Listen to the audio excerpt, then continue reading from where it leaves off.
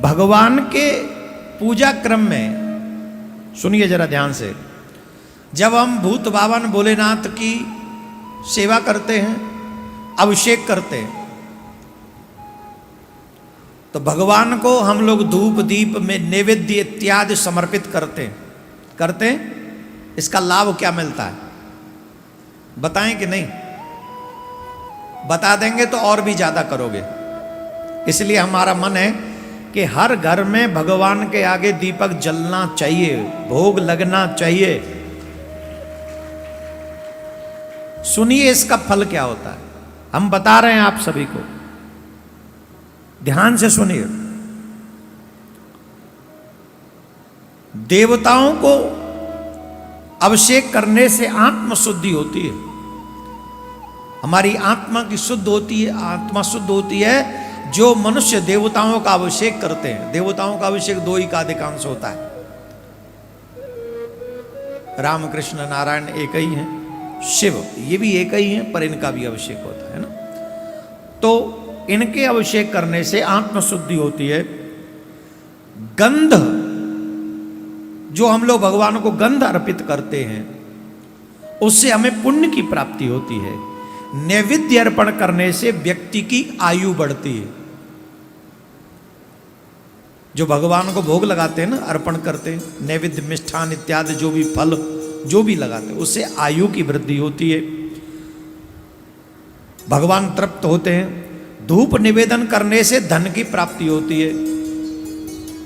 ये जो धूप जलाते हैं ना हम लोग पूजा में, अगरबत्ती नहीं,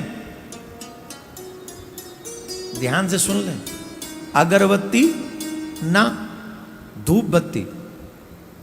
जो लोग अगरबत्ती जलाते अपने घरों में मंदिरों में, वो पूजा के क्रम को खंडित करते, सीख लीजिए आज आप।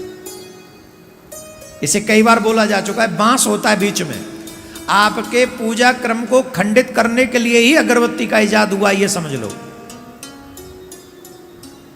इसलिए अगरबत्ती न जलाएं जिसमें बांस हो। अब बिना बांस के कोई अगरबत्ती बनाता हो तो आप देखो, लेकिन शास्त्रों में धूप बत्ती का वर्णन है, अगरबत्ती का नहीं है। पहली बात तो अगर शास्त्रीय शब्द ही नहीं है। अगर हम कहेंगे अगर तो बताइए पूजा क्रम में कहां आएगा ये? उसका नाम कर दिया अगरबत्ती। हमारे यहां तो अगर और मगर, अगर ऐसा कर लो तो, मगर ऐसा कर लो तो, अब अगरबत्ती कहां से आ गई? अगरबत्ती है तो मगरमत्ती भी होनी चाहिए। अगरबत्ती मगरमत बत्ती वो ऐसा कुछ है नहीं, तो इसलिए ओनली ऑन धूप बत्ती। तो हमें धूप अर्पण जब भगवान को करते हैं तो धूप अर्पण करने से धन की प्राप्ति होती है, इसलिए धूप अवश्य जलाना चाहिए भगवान के आगे। अब कई लोग धूप ऐसी जला देते कि मंदिर में आग ही लगा बैठते हैं।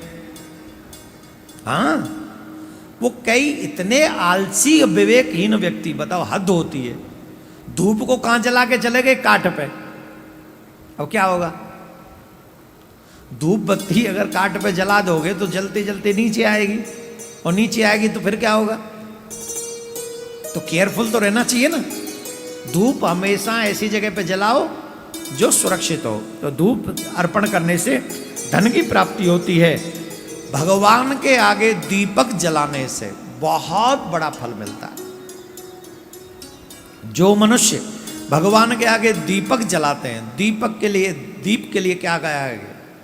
वेदों में भी कहा गया है, तमसो मा ज्योतिर्गमया। ये दीप दान करने से अज्ञान नष्ट होता है, ज्ञान की प्राप्ति होती है। दीपक के लिए कहा गया है, दीप ज्योत परब्रह्म दीप ज्योति जनार्दन दीपो में हरत पाप संध्या दीप नमोस्तुते। दीप ज्योत परब्रह्म, दीपो नारायण साक्षात, बहुत विशेषता है। इसलिए दीप दान अवश्य करना चाहिए, उससे ज्ञान की प्राप्ति होती है। तांबूल, क्या? तांबूल, तांबूल समझ गए? पान। हम भगवान को पान जब अर्पण करते हैं, समर्पण करने से जितनी भी भोग पदार्थ आप चाहते हैं, भोग पदार्थ में आ जाता है गाड़ी, बंगला, कपड़ा, ब्रांडेड क्लोथ्स और सब उसी में आता है। अच्छी अच्छी जो भोग पदार्थ आप चाहते हो वो भगवान को तांबूल अर्पण करने से वो भोग की प्राप्ति हो जाती है।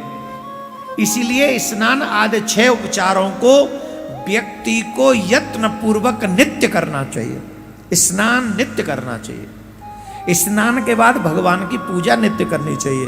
भगवान का अभिषेक नित्य करना चाहिए। लड्डू गोपाल जी का आप करते हैं। गंध अर्पण, चंदन इत्यादि से तिलक लगाना चाहिए। नैवेद्य अर्पण करनी चाहिए। फिर धूप जलाना चाहिए। फिर दीपक जलाना चाहिए। तांबूल अर्पण करना चाहिए। भोग लगाना चाहिए। ये क्रम करने से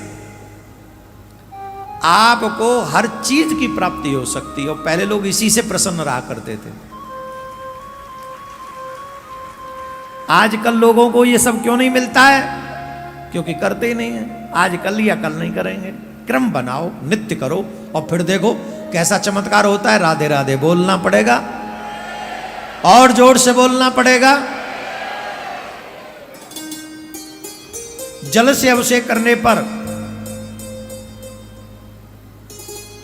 असाध्य रोगों को शांत करने के लिए कुशोदक से रुद्राभिषेक करना चाहिए। जिन लोगों को जीवन में बहुत ज्यादा रोग रहते हैं ना, जिन्हें लगता है कि हमारे घरों में, मैं ये नित्य बताऊंगा कुछ ना कुछ आपको, इसलिए बता रहा हूं, जो आस्था भजन पे इत्यादि जो यूट्यूब पे सुन रहे हैं वो भी सुन ले ध्यान से।